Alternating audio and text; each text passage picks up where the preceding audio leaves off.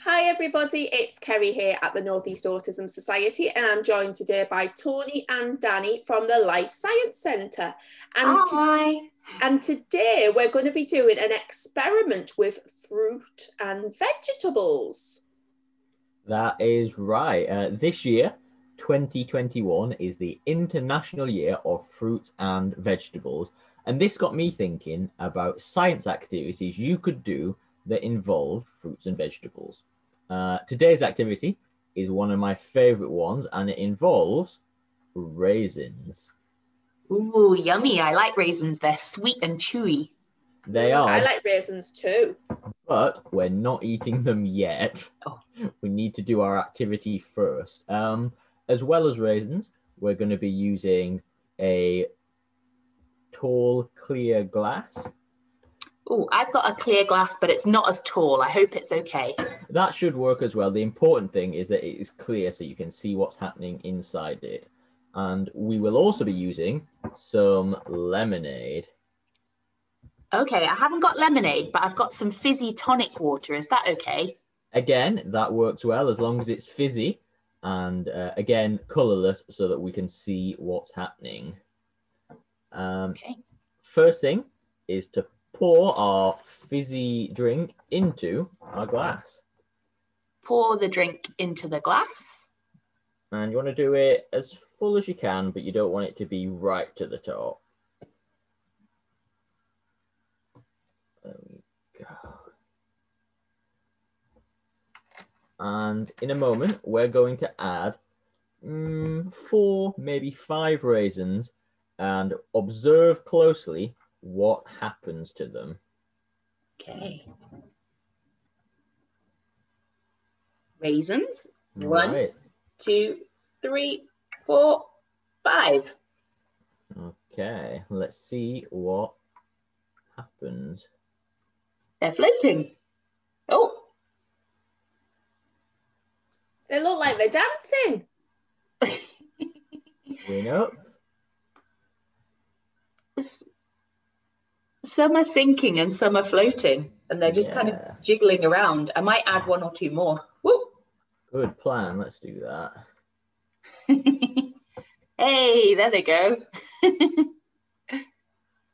It's funny because I would have thought that raisins were either more dense than the liquid, so they would sink, or they'd be less dense than the liquid and float. But they're doing both. They keep changing. Yeah. Well, what do you notice about the raisins when they're floating compared to when they're sinking? Watch again. Oh, when I look closely, I can see there's lots of bubbles on the raisins. And the ones that are floating upwards seem to have more bubbles than the ones that are sinking.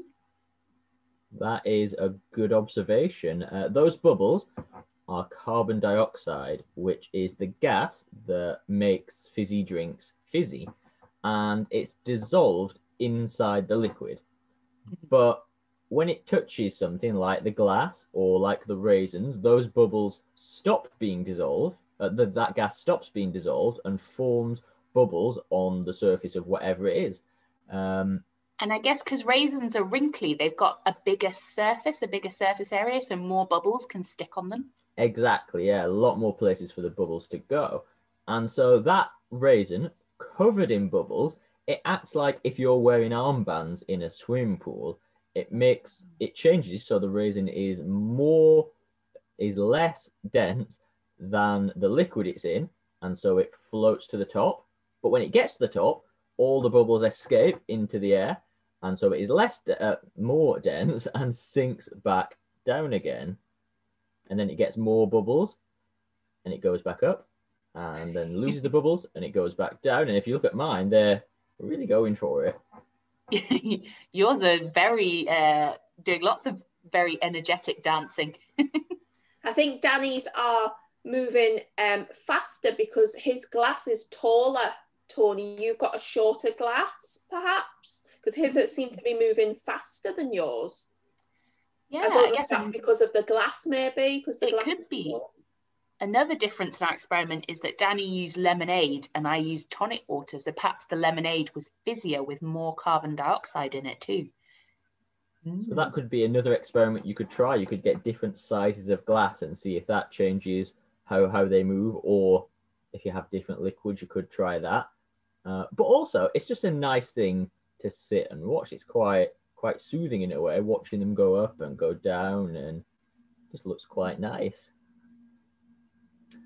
But another important part of the International Year of Fruits and Vegetables is thinking about reducing food waste. So we don't want these raisins to go to waste. So I've got a spoon and I can catch them. I'm going to eat them. I wonder if they'll taste different now, though, because they've been in the lemonade. They might taste sweeter, perhaps. I think they are definitely a little bit sweeter, but it's quite nice as something different. So you're being very good not wasting your food there, Danny. That's good. So that is a really cool activity. I like that one, dancing raisins. And I think some of our young people will love that activity and maybe love more eating them at the end as well. And that's my favourite part. Definitely. So if you do try this activity at home, can you please send us your pictures and send us some videos of your raisins dancing in the glass? I think that would be really cool to see. So thanks for sharing that one with us, Tony and Danny, and we shall see you all very soon. Bye. Bye. Bye.